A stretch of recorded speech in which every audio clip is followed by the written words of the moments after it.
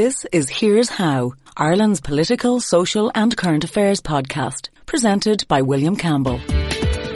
Thank you for downloading episode 113 of Here's How for the 15th of October 2020. Bertie Ahern's Fianna Fáil PD coalition gutted Ireland's freedom of information laws. They were partly restored by Fine Gael and Labour, but is the real problem a culture where civil servants use every trick they can to frustrate open government? Here's How is Ireland's political, social and current affairs podcast. Make your view heard. Just dial 076 603 5060 and tell the world what you're thinking. Your voicemail may be included in the next podcast. You can find tips on recording your contribution and other ways to contact the show at here'show.ie/call. Here's what we've got coming up for you in this podcast. We missed that when we were trying to photocopy the double-sided paper. Maybe that's a mistake, but when the page that is missing is the most embarrassing page of the whole lot. And when this kind of thing happens more than once, sometimes you'd think that this isn't an accident.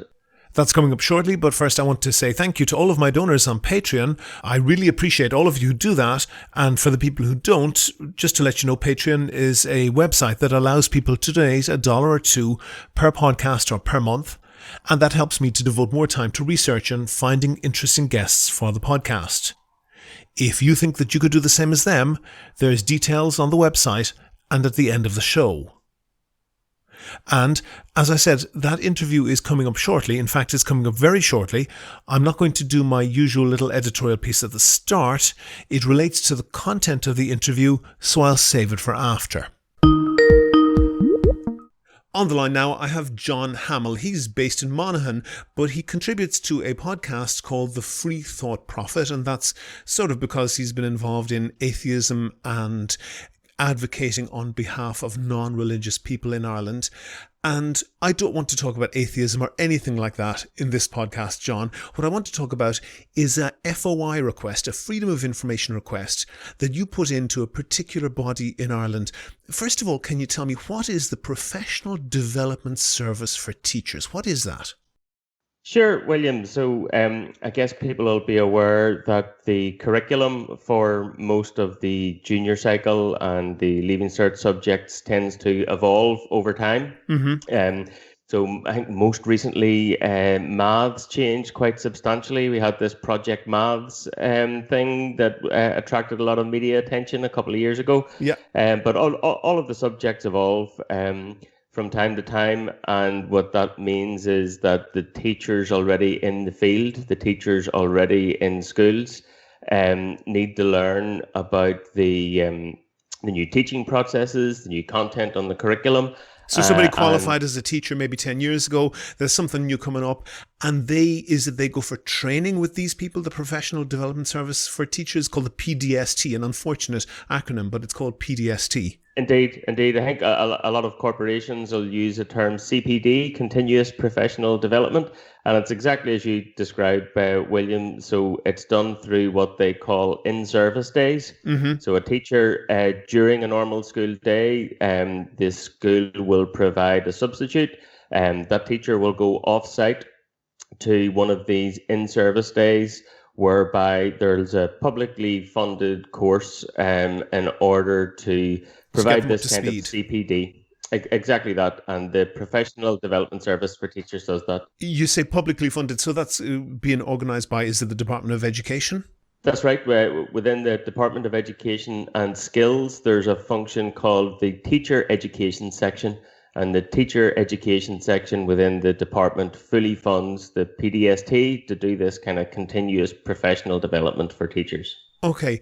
And you put in an FOI to them, a Freedom of Information request, and you would think that because this is a government body, it's fairly clear that they're subject to the Freedom of Information Act. They're not covered by any exception, not that I'm aware of anyway. Tell me very briefly, what did you ask?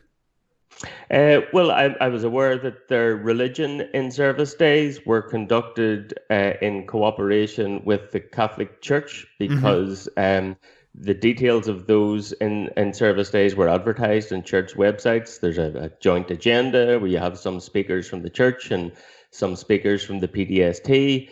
They often begin with prayers. They happen on the church premises. So this seems quite weird. So I just wanted to know whether the events that I saw advertised were once off or whether this was a common practice. So I asked the PDST for the communications that they had with the church to set up these events and for a list of how many events had taken place. Okay, and I guess your suspicion was there that these people are using resources of the Catholic Church, or using advisors, using representatives of the Catholic Church to instruct publicly funded teachers on how to instruct children in religious practice, rather than particularly just educating them about religion in general. So that's to say they are preaching rather than teaching, and that's being organized through this. That was your interest in it. Is that right? That's exactly it, William. So if the church wants to have these kind of discussions with the faithful, obviously that's entirely their own business. There's nothing wrong with that. But the department's always very clear that their religion course, the state religion course, teaches children about the phenomenon of the different religions that exist in the world, rather than engage in faith formation to try and, manufacture little Catholics. Okay, so this might be analogous to a history lesson would quite rightly cover maybe the history of the Soviet Union, but that doesn't mean that you're indoctrinating somebody in Marxism, Leninism, and teaching them to be a communist. That's the distinction between those two things. So that's you see, indeed. I can see here the query that you put in to ask for all correspondence between the PDST and representatives of the Catholic Church, and you expanded on that, and also a list of all the in-service days for religion teachers which were attended by representatives of the Catholic Church. And then on the 30th of January 2018, that's a date to note, 30th of January 2018, that's more than 2 years ago, 2.5 years ago, Ciara O'Donnell, the National Director of the PDSD, wrote back to you, and what did she say? She answered my questions directly in relation to the correspondence between the PDST and the church. She said, and I'll quote, "There has been no such correspondence or communication between the PDST and representatives of the Catholic Church." And in relation to the list of in-service days with the church, again, I'll quote, she said, "There have been no jointly arranged in-service days, and representatives of the Catholic Church have not attended our in-service days in that capacity." And as you see it, was that the truth or was it a lie? Well, I knew it was false in that the church themselves had advertised these in-service days. And in fact, for example, the Diocese of Kerry had not only published the agenda, but they had published photographs of who attended, including the speakers from the church and the speakers from the PDST. And it all took place in the diocesan premises in Tralee. So I don't want to say it was a lie, but it certainly wasn't true. Okay, we'll be generous to Ciara in that respect then. And it's important what you're saying there, that these, and you noted there that these are teachers who are on the clock. So there's somebody is paying for a substitute teacher while they're on one of their work days, but not actually attending their school, not teaching classes. And while they're on the clock, they're at diocesan premises being instructed on how to instruct children in the Catholic faith. That's as distinct from giving them, teaching them about religion in general. And the reason I really wanted to talk to you about this when I read about this was because of the Kafkaesque way that many state bodies have managed to manipulate the administration of the Freedom of Information Act in such a way as to, in some cases, entirely defeat it. And I've had experience of this myself. And your experience seems to be notable to say the very least. And there is a huge amount of correspondence. So what I'm not going to do is bore people to tears by giving them Sure. every letter back and forth. And I can see that you've put a huge amount of effort into essentially wringing the truth out of this relatively small, and if you're not in the education field, not very well known government body. But to take it in the major steps, Mm-hmm. when they wrote back and you could see just from published information in the public domain, published on, for example, church websites, that this was untrue, what they were saying, what step was available to you and what did you do next? Firstly, I pointed out to the PDST that this was just factually incorrect, and perhaps there's an oversight. Mm-hmm. The next step that they took was quite extraordinary to my mind.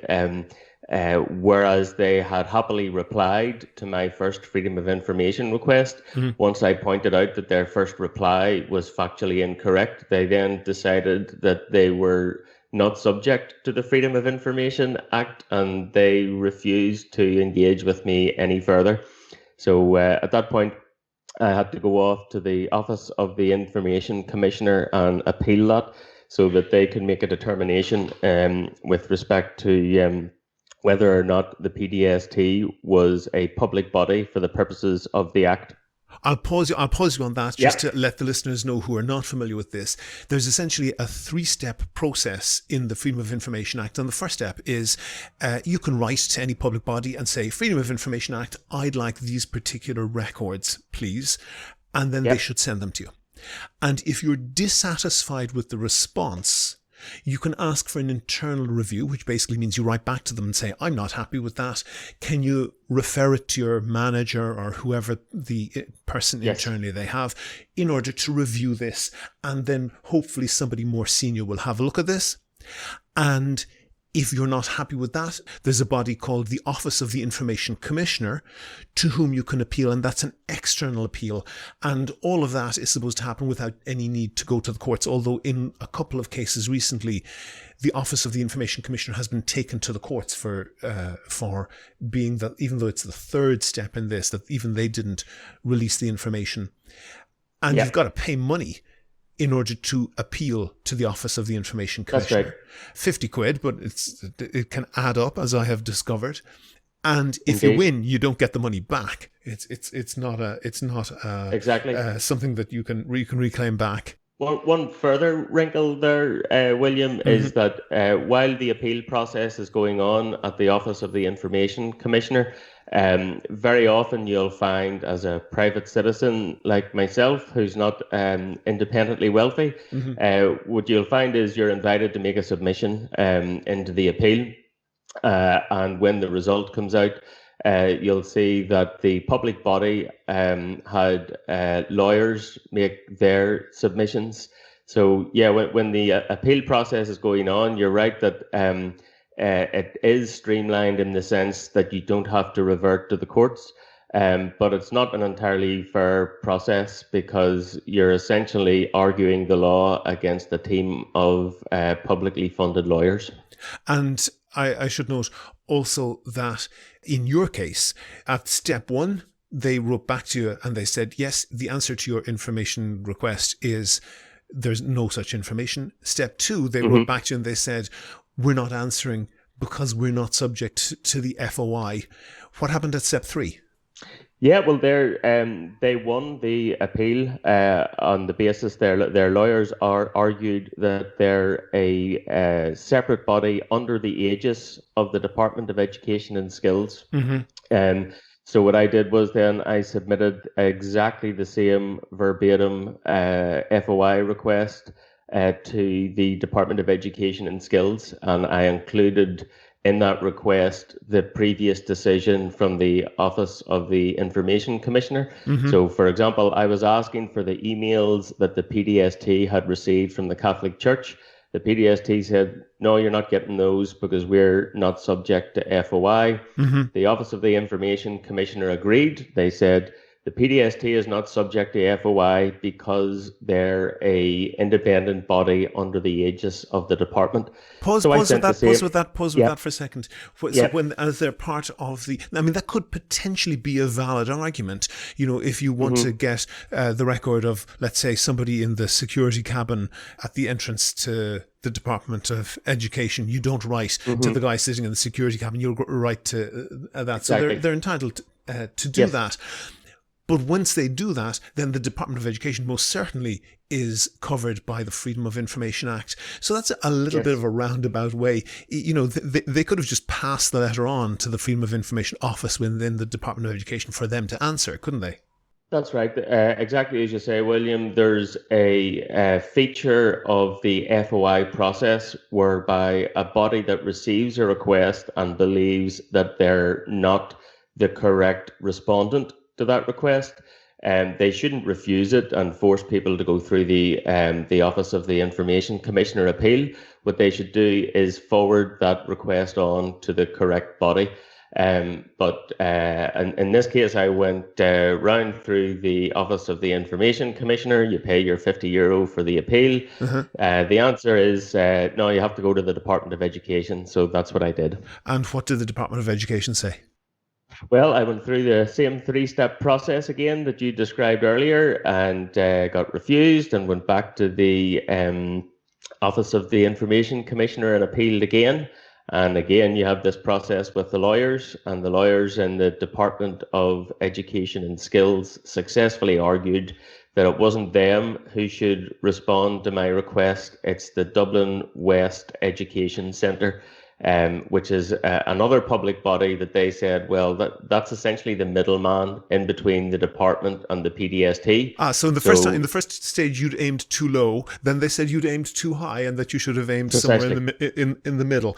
And one thing that I should probably say here is that the Freedom of Information Act might be a little bit misnamed. You can't just ask for information. You can only ask for records. That's to say, emails, paper records, or the contents perhaps of a database that they have stored, and they can then either disclose those records. If they don't have such records, they can say they don't have them, or they can give one of a set number of reasons they can refuse those records, perhaps because they're commercially sensitive, or perhaps because it's private. So, for example, the Department of Education and no other department would not be required to release HR records that identified individual employees and gave out those individuals' private information.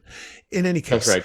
I'm guessing you started that three-step process. So, by the way, we've gone through how far at this? I'm looking at your list of dates. You started by writing to them the PDST on the 1st of January 2018.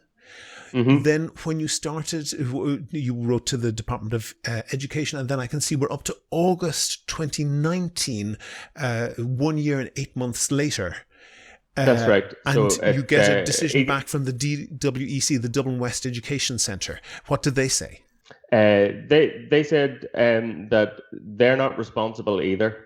So they didn't indicate who was responsible in their response. But when I went through the same three-step process at the DWEC, and their lawyers went off to talk to the Information Commissioner, the Information Commissioner essentially decided that the DWEC is the host of the PDST, but they indicated that they discovered new information and told me I should make a fresh FOI request to the department. Now, wait. Who told you that they had discovered fresh information? The Office of the Information Commissioner. Yes. Okay. Yeah. So if anyone's interested in the details, all of the decisions, which in fairness to the Information Commissioner, the decisions are very detailed and they're quite legalistic. But if you'd like to read them, they're on the Free Thought Profit website. I'll put a link on the show notes exactly to this article, which I've got open in front of me at the moment. So it's now July 2020 by the time that you're told to supply a fresh request to the Department of Education. What's the answer to that? Well, the first thing to do is they did in this case was something quite sneaky, which I've seen some other public bodies do before. And if you think back to my initial request that you read out, William, for example, I sought all emails from the calendar year 2016 between the PDST and representatives of the Catholic Church. And what the department did was they sent me 2 emails, but they insisted that those emails were provided outside the terms of the FOI Act. So and who was it who sent you this? The Department of Education?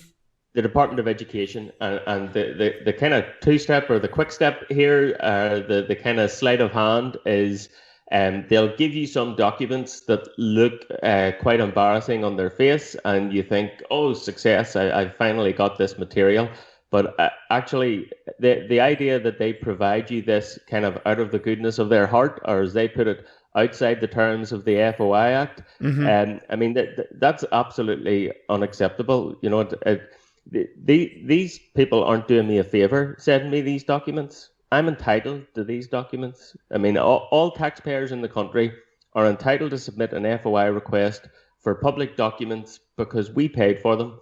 So if there's public business being done between the PDST and the Catholic Church, I'm entirely entitled to see those documents. And I have to say, John, I've had this as well, whereby they send you some documents, and in my case, it was a different public body, and then you try to appeal it because it's not they're not casting the net as widely as they should, and they said, oh well, this was not an answer that we gave within the scope of the Freedom of Information Act, therefore you can't appeal. Is that what you got? So I appealed in the first step, the internal appeal, which I should say the Department of Education charge you €30 for. So it's €30 for the first step in the appeal, and then €50 if you go to the Office of the Information Commissioner.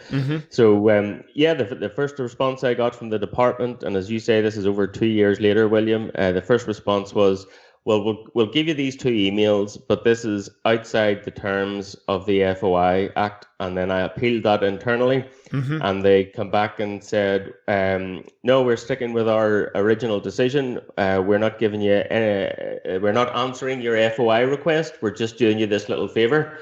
So then I went back to the OIC quite recently and submitted another appeal to say, okay, somebody's finally given me documents now, but my request was for all emails in the calendar year 2016. It wasn't for the cherry-picked 2 emails that they're willing to give me. And to be clear, these are electronic records. It's not like they have to pay someone to go down to the archives and pull out massive boxes of paper and sort through them and find out which ones are relevant. This is basically just doing Control F, isn't it? Precisely. So there's another article on our website that describes an appeal to the OIC about some FOIs towards the ETBs, the Education and Training Boards. And as you suggest, William, sometimes you'll get an answer with a big quote for this is how much it's going to cost to do this incredibly onerous search that's implied by your FOI request. And you're thinking, oh, come on, folks, it's just Control F on an email account. But sometimes it's hard to prove that. The one I did where I had a successful appeal to the OIC, I sent an exact verbatim identical FOI request to all 16 of the ETBs, and 15 of them came back and did the FOI request for free. But Cork ETB told me that it was going to cost €4,800 to do the search. And I appealed that to the OIC, and Cork ETB told them, well, we have to find out who in our organisation has got these documents, blah, blah, blah, blah. It's going to be a lot of work. And just as you say, William, the decision in that case, again, the decision's on the website if anyone wants to read it. But the OIC essentially told Cork ETB that they're just pulling numbers out of their backside, and just do a Control F, folks. This is easy. Okay, and we are recording this in October 2020, so it is nearly 3 years since you originally sent that pretty simple request that somebody could have done in 20 minutes by literally just doing Control F, seeing what documents come up, and printing them out, or even just, God forbid, forwarding you the emails. The FOI Act specifies that they're supposed to answer within 4 weeks. And that's right. What really strikes me, and one of the reasons I wanted to talk to you about this, was I've had very, very similar experiences. And my one in particular, maybe this is a new one on you, was that the body in question and the Office of the Information Commissioner agreed with them and said that records in a database were not records within the meaning of the Freedom of Information Act. Now, actually, you will find if you write under the Freedom of Information Act and ask a question, they will write you back very, very quickly and say, we don't answer questions. This is not giving you information. We are only able to give you records, and you have to specify which records you want. But then when you specify what records you want, they say that actually records in a database, that's to say information recorded in a database, in my case, collected on a website, doesn't count because we print that information in a particular way, and we're only willing to give you the printouts that we already have made. Do you get the feeling, John, finally, that there's a lot of people in public bodies who don't like their cosy little numbers being interfered with, and when they get in a Freedom of Information Act request, their first thought is, how can I defeat this? Absolutely. And when I was maybe a little younger and less cynical, William, I used to think maybe these are just overworked departments. They have an incredible amount of work to do. They get a new FOI request in for me. It's just a large extra burden, and their reticence might be explained by the fact that they're just trying to lessen the burden somewhat. But if you look at the kind of process that we discussed today, I mean, the level of effort required to try and defeat the FOI request is significantly in advance of the level of effort required just to hit Control F and send me the emails that I asked for. And it's not just the level of effort. Each of these 3 appeals to the OIC involves a bunch of lawyers who don't work for free. So they're actually spending public money trying to defeat these Freedom of Information requests. And it's also difficult to overlook the fact that when we eventually win a case, we often see that there's definitely something that the public bodies were trying to hide right at the outset. One of the other examples on our website is from Cavan Monaghan ETB, close to me here. And I asked for meeting minutes from their principals' meetings. So they have a couple of dozen schools that they manage. And every so often, the principals of all the schools meet together, and I ask for the minutes. So firstly, I don't think that should require a Freedom of Information request. There's no reason why they shouldn't just put the minutes up on the website. But when I got the minutes, I was reading through them, and it looked from one meeting that there was a page missing.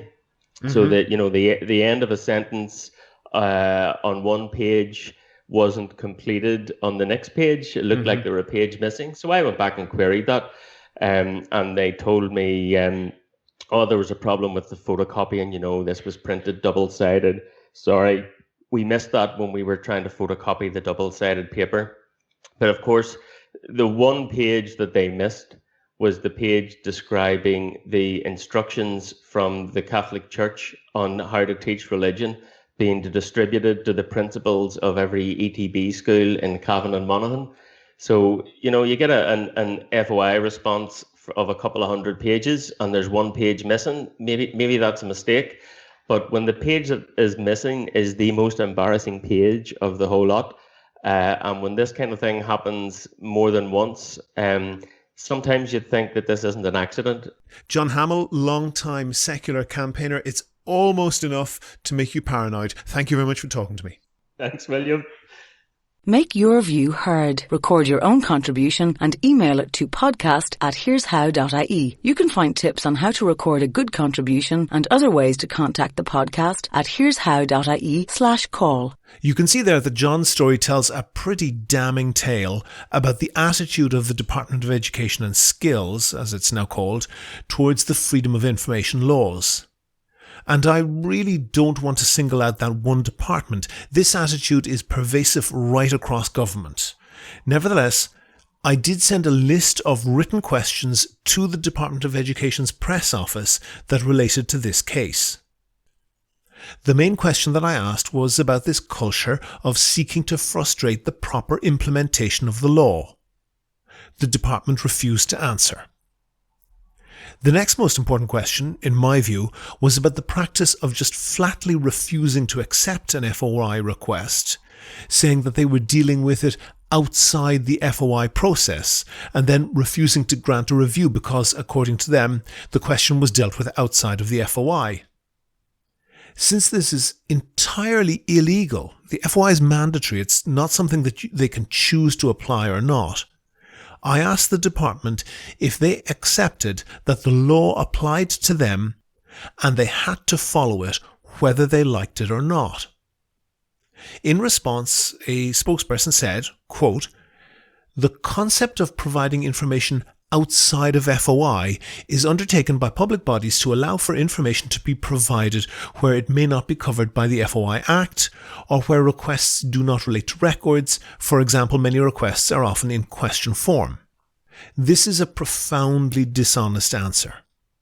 As was entirely clear from my question, nobody is quibbling with the department applying common sense flexibility and giving citizens more information than the bare minimum that's required in law.